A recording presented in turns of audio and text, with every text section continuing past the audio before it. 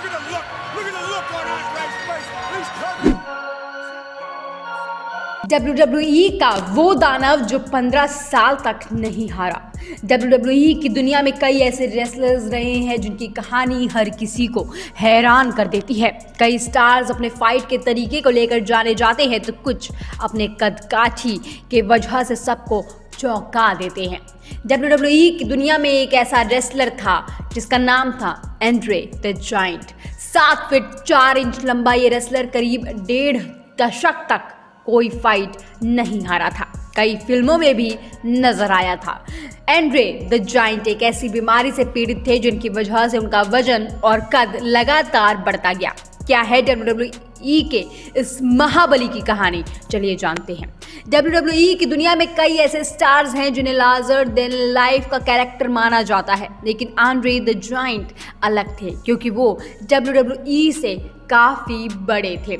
70 और 80 के दशक में इस महाबली को दुनिया का 8वां अजूबा कहा जाता था। WWE में हिस्सा लेने के वक्त एंड्रे द जायंट की लंबाई 7 फीट 4 इंच थी, जबकि वजन 500 पाउंड से भी अधिक था। यही कारण था कि उनसे हर कोई थर-थर कांपता था। फ्रांस के एक छोटे गांव में पैदा हुए एंड्रे द जायंट का असली नाम एंड्रे रेनी रोमेसोव था। एंड्रे एक बीमारी के साथ पैदा हुए थे जिसमें शरीर का विकास काफी तेजी से होता था। यही कारण था कि 12 साल की उम्र में वो 200 पाउंड से भी अधिक के हो चुके थे।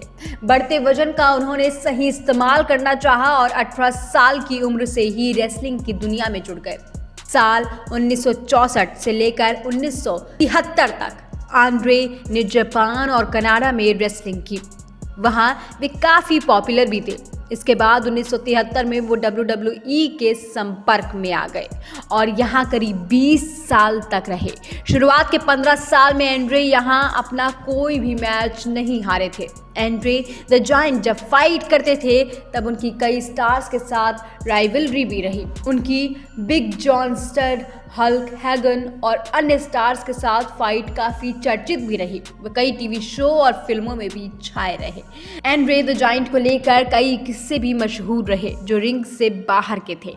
उन्होंने the greatest drunk on earth भी कहा जाता था। ग्राहम ने एक शो में बताया था कि एंड्रे ने एक बार करीब 73 लीटर बियर पी ली थी, जो कि एक बड़ा रिकॉर्ड भी रहा था।